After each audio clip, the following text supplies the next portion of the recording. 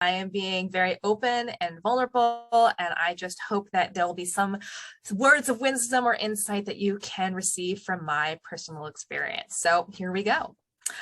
I'm not okay, and that's okay. If you take a look at my life today, you'll see some pretty awesome things. I launched my own business. I recently became executive director of an amazing organization.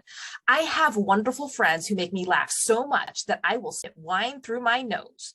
And I've got a companion and son that, although they're not on Instagram, are very Instagram worthy.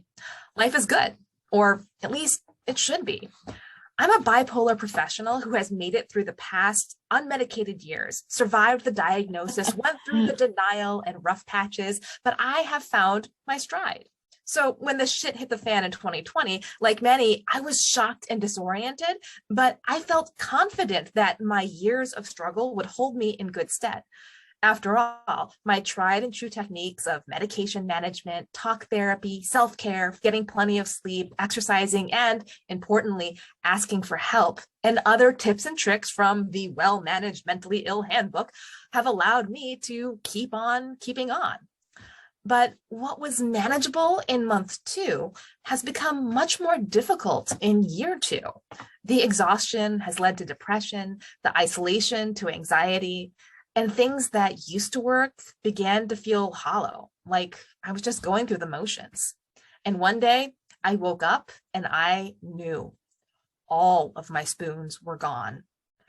I'm a huge fan of spoon theory, which helps relate the daily struggle of energy and motivation using an analogy of available spoons.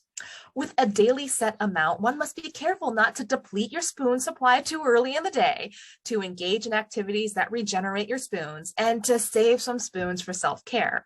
And that analogy worked beautifully for me for years, helping me to understand how my spoons can be used to become a badass adult, but also be kind to my bipolar brain. But years of unprecedented circumstances have slowly eroded my spoons. I think some of them accidentally got swapped out for slotted spoons, my energy slipping away faster than anticipated, and some disappeared after the 10,000th hour of Zoom calls. Another vanished with the stress of a job hunt left me terrified of an uncertain future. And when I tried my restorative practices, instead of creating another spoon, all I created was empty space. So I'm left without spoons, and I'm not okay. Bereft of spoons, I am exhausted and I feel hollow.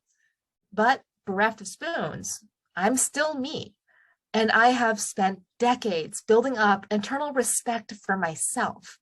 So a voice inside me says, hang in there, it'll be okay. And because my voice is practical, it goes on to say it won't be beautiful, no sunshine and kittens, and it might feel really shitty, but it will be okay. Right now, that voice of experience is small, but persistent. And just like I've done before, I will start where I am, use what I have, and do what I can.